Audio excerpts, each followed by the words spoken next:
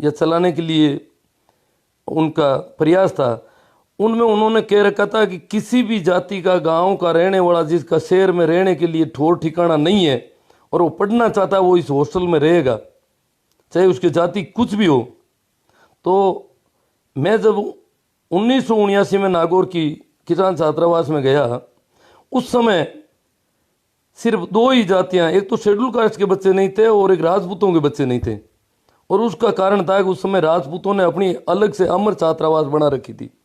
बाकी उससे पहले कहते हैं कि राजपूतों के बच्चे किसान छात्रावास नागौर में रहते थे और शायद सभी किसान छात्रावासों में रहते होंगे, क्योंकि बलदेव राम जी की विचारधारा का मामला था। उन्होंने कहा सभी के बच्चे रहेंगे। लड़ाई है जागीरदारों से, सामंतों से। बलदेव राम जी तो खुद जागीरदार थे, खुद एक सामंत थे, एक गांव के जागीरदार थे, गांव का लाटा लाड़ते थे। परंतु उनकी लड़ाई उन अत्याचारी और क्रूर शासकों से थी जो ग्रामीणों को बहुत परेशान करते थे। इसलिए उनको राजपूतों से कोई दिक्कत नहीं थी। राजपूतों को किसान छात्रावासों में उन्होंने रखा था। शेड्यूल कास्ट के बच्चे नागौर की किसान छात्र, बाकी मुझे पता नहीं बाड़मेर में हो सकता है उधर छुआछूत ज़्यादा होती होगी उस जमाने, हालांकि छुआछूत यहाँ भी कम नहीं थी उस जमाने में, अभी तक है। तो नागौर की किसान छात्रावास में मेघवाल रहते थे, नाइक रहते थे। इनके तो मुझे पक्के प्रमाण है, कुचेरा के, मांजरा के मेघवाल। मांजरा के मेघवाल तो मेरे मित्र कहते थे कि हमारे साथ है वो। मैं जब गया कॉलेज में, उस समय मैं शेड्यूल कास्ट के लिए समाज कल्याण का छात्रावास खुल गया था, इसलिए वो लोग अलग हो गए थे। उससे मेरे जाने से 2-4 साल पहले ही अलग हो गए थे। उससे पहले सभी कौमों के लोग इन हॉस्टल में रहते थे। रामकिशोर जी वाचिंग कर रहे हैं और इन्होंने मुझे बताया कि जब मैं किसान छात्रावास में था तब एक नाइक हमारे साथ रहते थे।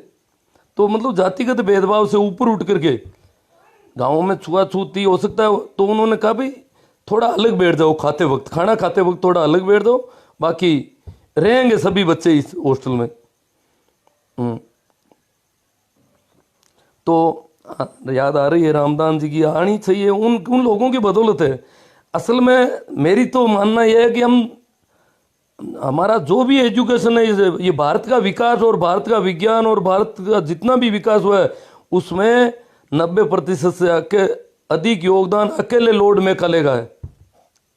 अगर लॉर्ड मैकाले शिक्षा के स्कूलों के दरवाजे सबके लिए ओपन नहीं करता, आम जनता के लिए नहीं खोलता, तो यहाँ की 90% जनसंख्या स्कूलों में नहीं घुस पाती। और लॉर्ड मैकाले अगर दरवाजे नहीं खोलता, शिक्षा का सार्वजनिकरण नहीं करता, आम आदमी के लिए शिक्षा की सुविधा नहीं करता, तो ज्योतिबा फूले नहीं हो सकते, डॉक्टर अंबेडकर नहीं हो सकते। हमारे शास्त्रों के हिसाब से डॉक्टर अंबेडकर पढ़ने के हकदार नहीं है इस देश में। हाँ, आप सही कह रहे हैं, रामकिशोर जी के ज़माने में थे बच्चे। ये थोड़ा मेरे से 5-7 साल पहले थे नागौर किसान छात्रावास। उससे पहले और भी थे, मेघवाड़ों के काफ़ी बच्चे थे। तो सभी बच्चों को रखा था बलदेव। हाँ, तो आगे ये हाँ, तो सर छोटू राम कैसे पढ़ता है अगर लॉर्ड मैकाले खुली नहीं करता तो? क्योंकि शास्त्रों में तो वर्जित था पढ़ना। सर छोटू राम जाट जाति से थे, जाट नहीं पढ़ सकता था शास्त्रों के हिसाब से कहीं पर भी। अंग्रेजों ने ही उन शास्त्रों को इनकार किया था। लॉर्ड मैकाले से आज भी भारत के लोगों को बहुत जलन है कि इसने शिक्षा का सार्वजनिकरण कर दिया, इन मूर्खों को पढ़ने की छूट दे दी। हमें तो अभी भी मूर्ख माना जा रहा है कि ये लोग जो हैं, हमें कहते हैं ना अयोग्य लोग हैं, आरक्षण की वजह से इनकी नौकरियां लग रही है, तो अयोग्य माना जाता है अभी भी। हम पढ़ लिख गए पर अयोग्य हैं अभी भी। तो मैं भटक रहा हूँ थोड़ा। हाँ, बलदेव राम जी देखो, छुआछूत के मामले में मेरे दादा बताते थे मुझे। दादा ने बहुत मुझे बातें बताई बलदेव राम जी के बाबत। रोज कहते थे डीआई साहब, ये कहते थे डीआई साहब ने कहा कि देखो सभी काम अपने हाथ से करने हैं आपको। यहाँ तक कि डीआई साहब जहाँ भी, वो डीआई जी को डीआई कहते थे गांव में, उनके पुराने आदमियों की बोलचाल की भाषा थी। गांव में जाते तो वो कहते हर गांव में मीटिंग में कि मुझे आपके गांव में कोई मरा हुआ जानवर हो तो बताओ, मैं हाथ लगा के बताता हूँ उसके। मरे हुए जानवर को हाथ लगाने से कोई चमार या मेघवाड़ या हरिजन नहीं होता है। तो मेरे दादाजी बताते थे कि गांव में अगर मरा हुआ जानवर होता तो भी लोग बलदेव राम जी को नहीं बताते थे, डर के मारे कि बलदेव राम जी उसको हाथ लगा देंगे और लोग हमें हंसेंगे कि तुम्हारा बलदेव राम मरे हुए जानवर को हाथ लगा लिया उसने।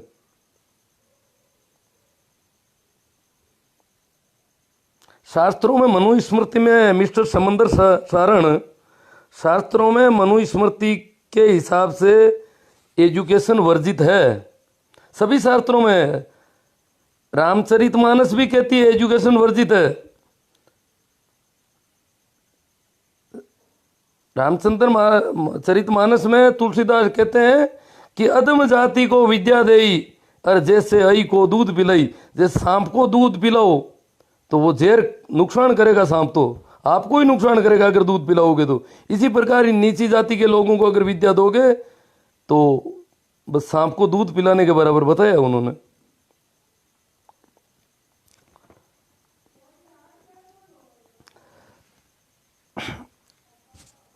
पढ़ने लॉर्ड मेकाले की छूट देने के 100 साल बाद भी जब मेड़ता की स्कूल में एक जाट को एडमिशन नहीं मिल रहा है तो आप क्या मानते हो इसको? उसके 100 साल बाद जोधपुर की स्कूल में मेरे गांव के जाट, जो जाति से गोत्र उनका वो मिर्जा पदवी थी और जागीरदार थे, डूटीबास के ठाकुर थे। ये रामकिशोर जी सुन रहे हैं, इनके मामा जी थे बद्री राम जी कप्तान साहब। वो डूटीबास के, उनके पिताजी दादाजी डूटीबास गांव के ठाकुर थे। उसके बाद में वो डूटीबास गांव की जागीर उनके चाचा को मिल गई थी, भाई मगदी राम जी मेजर साहब को। तो वो जागीरदार थे, जैसे जागीरदार ये खींवसर ठाकुर वगैरह थे वैसे जागीरदार थे वो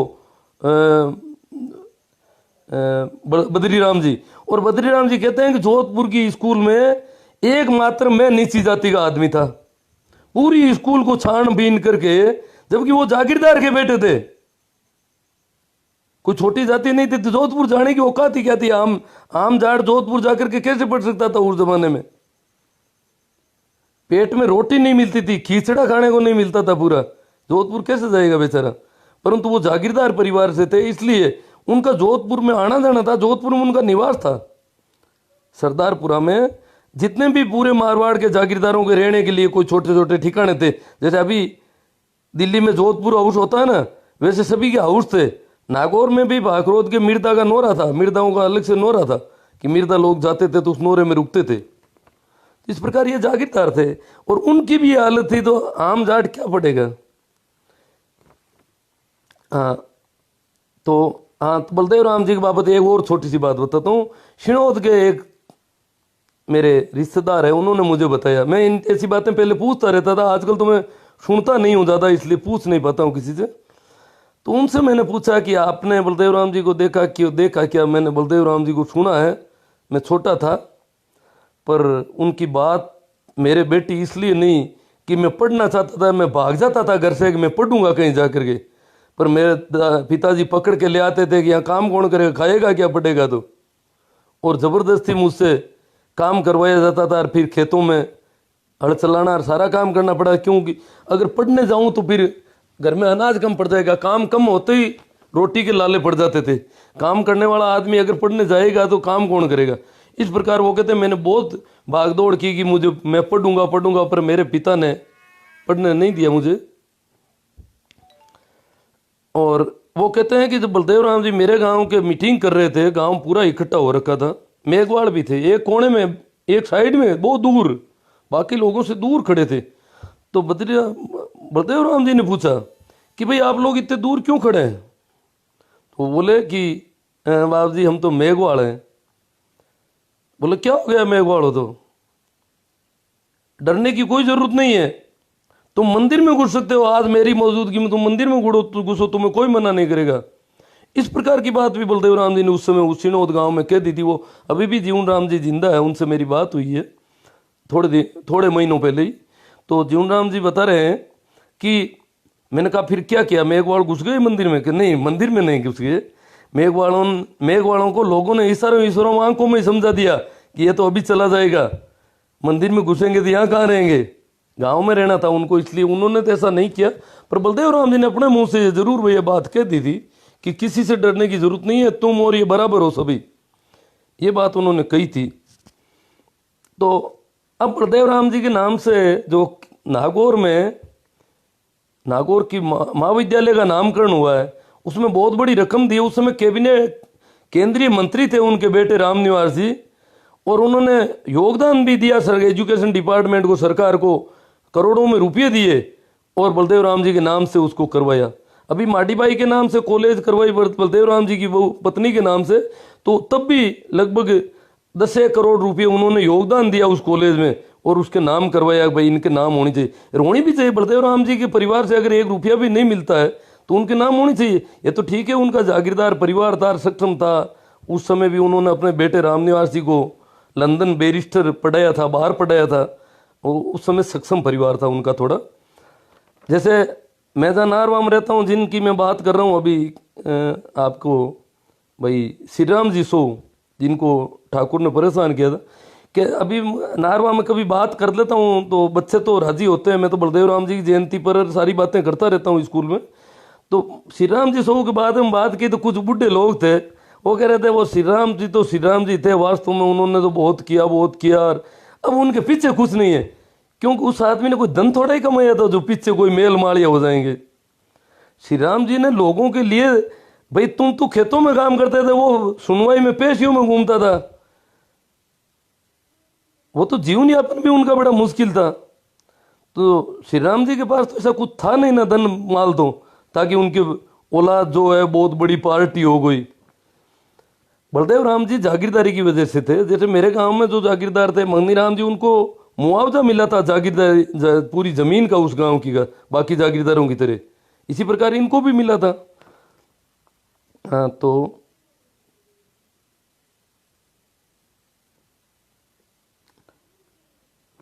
ठीक है, काफ़ी बात हो गई।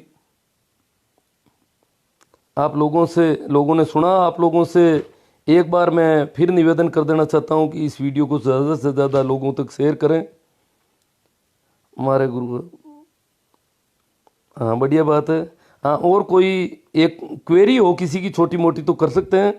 और थोड़ा बहुत आजकल मामूली सुनता हूँ, तो शायद जुड़ना भी कोई चाहे तो जुड़ सकते हैं। शायद जुड़ने के लिए रिक्वेस्ट भेजे हैं तो मैं भी यहाँ जुड़ने का कोई ऑप्शन ढूंढूं।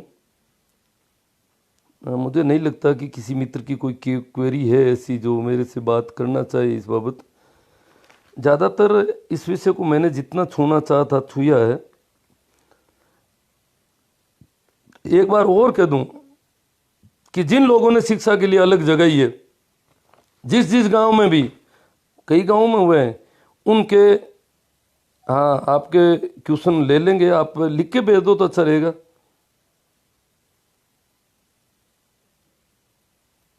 हाँ करूँगा मैं, उनके बारे में थोड़ी बातें लिख दूंगा आपको। कहते हैं कि बलदेव राम जी उस जमाने में जब गाँव में फिरते थे तो एक तो बच्चे मांगते थे लोगों से, दूसरा वो लोगों से, उन स्थिति ये थी कि गांव वाले गांव में आने से पहले बलदेव राम जी के समाचार सुन करके दूसरे गांव तक चले जाते थे और उनको कहते थे कि आप हमारे गांव में मत आओ और गांव के जागीरदार के गुंडे आपको मार देंगे, बंदूक लिए खड़े। फिर भी बलदेव राम जी रुकते नहीं कि मेरी चिंता तुम मत करो, मेरी चिंता करने की आपको ज़रूरत नहीं है। और इस प्रकार बलदेव राम जी गांव में आते तो मीटिंग में लोग इकट्ठे नहीं होते थे। मेरे दादाजी बताते थे कि बलदेव राम जी की मीटिंग में भाषण सुनना अपराध था उस जमाने में। तो जब मीटिंग लेते थे तो लोग यूं ही बैठे बैठे सुनते थे, सामने जाके कोई नहीं बैठता, न तो कोई दरी बिछाता था, न कोई पीने के पानी लाता था उनके लिए। अगर पीने का पानी लाए तो पेशी पड़ जाती थी रावड़े में, और दरी कौन बिछाए उनके लिए। तो कहते हैं कि यूं बैठे बैठे सुनते थे, जैसे वो सुन ही नहीं रहे, यूं ही बैठे कोई दूसरा काम कर रहे हैं। और पूछते कि तुम भाषण नहीं साहब, मैं तो यूं ही बैठा था पीछे, उधर देख रहा था, उधर मैंने देखा ही नहीं वो आए। तो मतलब इस प्रकार लोग उनको सुनते थे। इतनी बड़ी कठिन परिस्थितियां थी, फिर भी वो गांव गांव घूमते थे पूरे मारवाड़ में।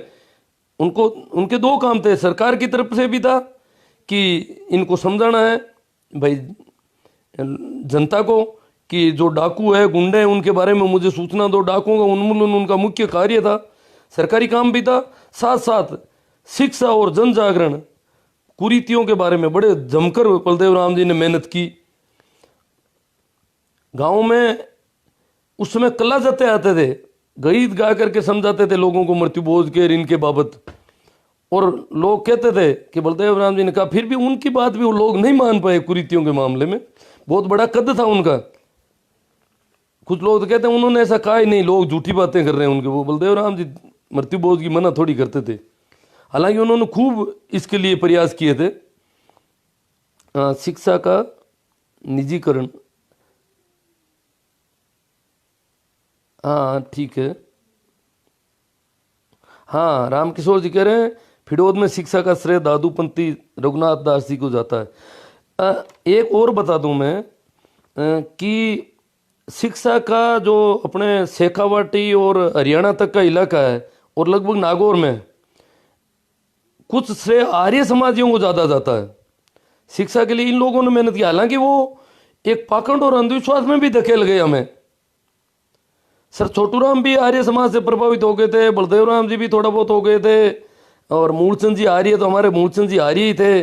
और जिन जहाँ जहाँ लोग प्रभावित हुआ, एजुकेशन तो बढ़ा, परंतु उन्होंने जने उदाहरण करना, वो ओमर वो शुद्धिकरण हिंदू बनाना वैसा कुछ किया, उससे अंधविश्वास, वो दयानंद का काम था।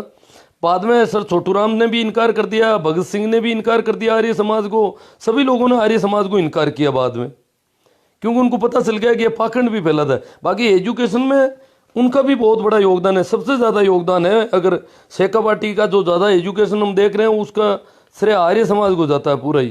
केशवानंद जी वगैरह जो थे, या हरियाणा में जो एजुकेशन देखते हैं उसका भी श्रेय आर्य समाज को जाता है। तो एजुकेशन में आर्य समाज को हम भूल नहीं सकते, उन्होंने काम किया है इस मामले में काफ़ी। और हमारे मूलचंद जी आर्य थे नागौर में, किसान छात्रावास उन्हीं की देन मानी जाती है, नागौर की किसान छात्रावास।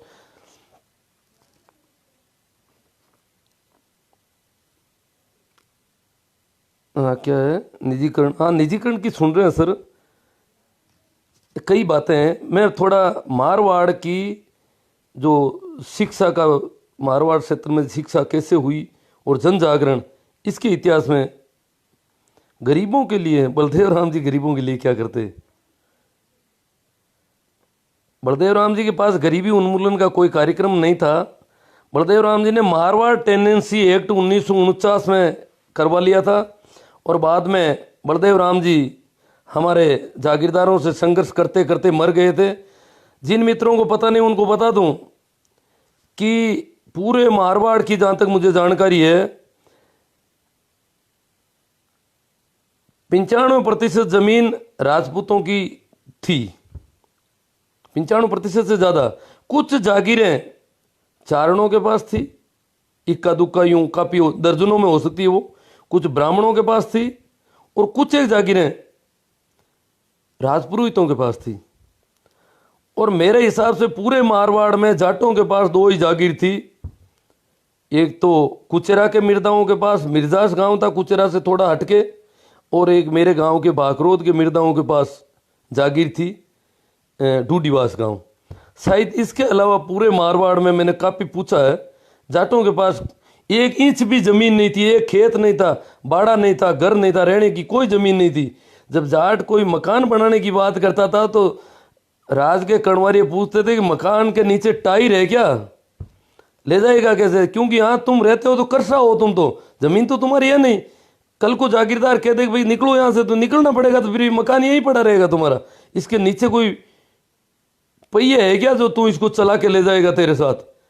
इसलिए हमारा कोई ठोर ठिकाना नहीं था, न कोई हमारी ज़मीन थी, रहने के मकान की ज़मीन हमारी नहीं थी।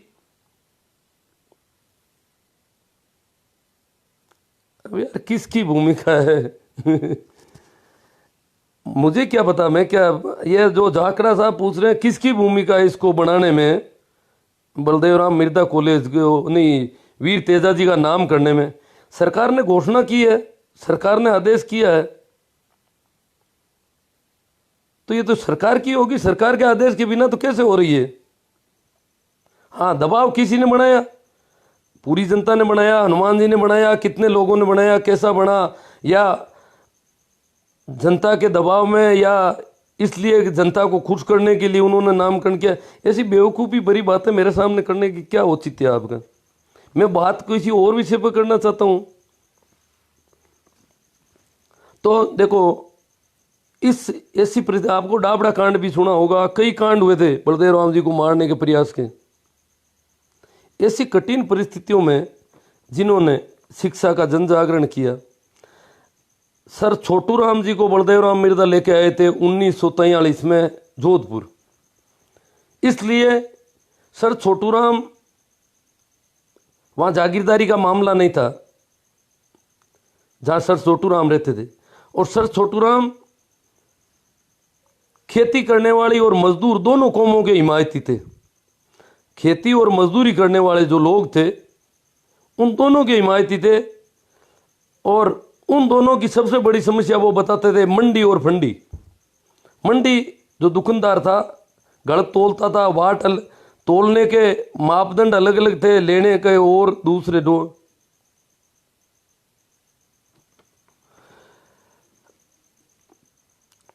जैसे खरीदते थे तो अलग बाट माप के पत्थर ला के रख दिए जाते थे, बेचने के अलग होते थे दुकानों पर। तरह तरह से ठगा जाता था किसानों को। तो सर छोटू राम कहते थे मंडी से सावचेत हो जाओ। एक फंडी, फंडी उसको कहते जो पाखंड और अंधविश्वास फैलाते थे समाज में। पंडित, पुजारी, मुल्ले, मौलवी। फंडी दो प्रकार के थे सर छोटू राम की नज़र में, पंडे पुजारी भी थे और मुल्ले मौलवी भी थे। क्योंकि सर छोटू राम के साथ में पूरे पाकिस्तान के मुसलमान थे उस समय। जिन्ना को भी नहीं मानते थे तो सर छोटू राम को मानते थे।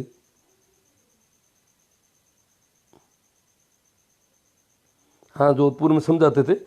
तो इसलिए बलदेव राम जी सर छोटू राम को यहाँ लेके आए जोधपुर में और एक मीटिंग की। मुझे जो बुजुर्गों ने जो बातें बताई वो थोड़ी सी बताते, शेयर कर लेता हूँ मामूली। कि कहते हैं कि उस मीटिंग में यहाँ से पता लगता कि फला गांव से कोई आदमी गया है। पैदल जाते थे सभी, जो भी गए थे और वहाँ से आए थे, वहाँ उन्होंने जब देखा कि जोधपुर दरबार और बलदेव राम मिर्जा और सर छोटू राम तीनों की कुर्सियां लगी हुई थी, बराबर बराबर की कुर्सियों पर वो लोग बैठे थे। तो बराबर की कुर्सियों पर जब दरबार के बराबर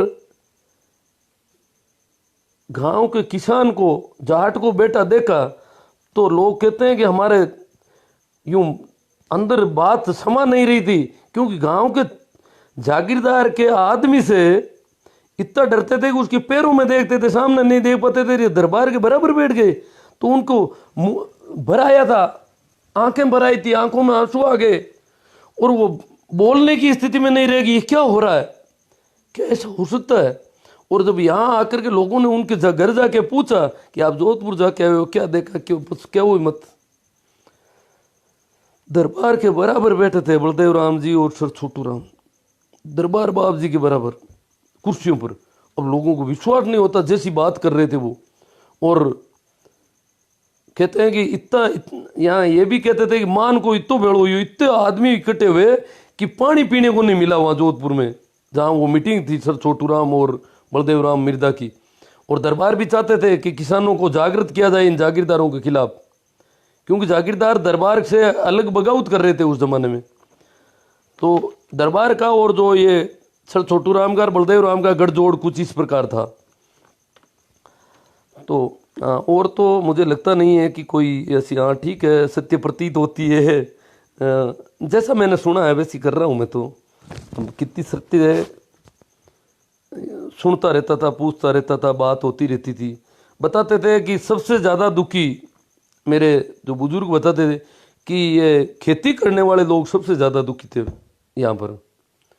क्योंकि किसान के अलावा जो एवड़ चराते थे उनकी भी ज़्यादा ठाकुर की जोर नहीं था। जागीरदार का जुल्म सबसे ज़्यादा खेती करने वालों पर था। इसीलिए बलदेव राम मिर्जा ने जागीरदारों के खिलाफ इतना संघर्ष किया था। और कहते हैं कि सारी जातियां सुखी थी जाके खेती करने वालों के बजाय। सबसे ज़्यादा शोषण इनका होता था कि इनके साथ छुआछूत नहीं थी, इसलिए शोषण ज़्यादा होता था। बाकी लोगों को इतना शोषण भी नहीं हो पाता था। तो बहुत ज़्यादा परेशानियों से गुजरे हैं वो लोग, और धन्य हैं। एक बार मैं उनको वापस याद करता हूँ, Lord Macaulay, sir Chhotu Ram, Jyotiba Phule, doctor Bhimrao Ambedkar, Baldev Ram Mirza, Kumbharam जी आर्य। बलदेव राम जी के जाने के बाद हमें जो ज़मीन दिलवाने की बड़ी पैरवी की वो सर कुंभाराम जी आर्य ने की। राजस्थान का जो टेनेंसी एक्ट लागू करवाया वो सबसे ज़्यादा भूमिका कुंभाराम जी आर्य की है, क्योंकि बलदेव राम जी उस समय हमारे बीच में नहीं रहते। और भी कई बातें हैं, आप आश्चर्यजनक अचंभा करोगे। मैं और भी इस विषय पर कभी बातें करूंगा, शायद टाइम काफ़ी हो गया होगा जहाँ तक मैं समझता हूँ, 1 मिनट में। ठीक है मित्रों, पर्याप्त है। धन्यवाद, आप सब लोगों ने शांति से और बड़े इत्मीनान से सुना। आशा है आप लोग इसे ज़्यादा से ज़्यादा फैलाएंगे, ज़्यादा से ज़्यादा शेयर करेंगे।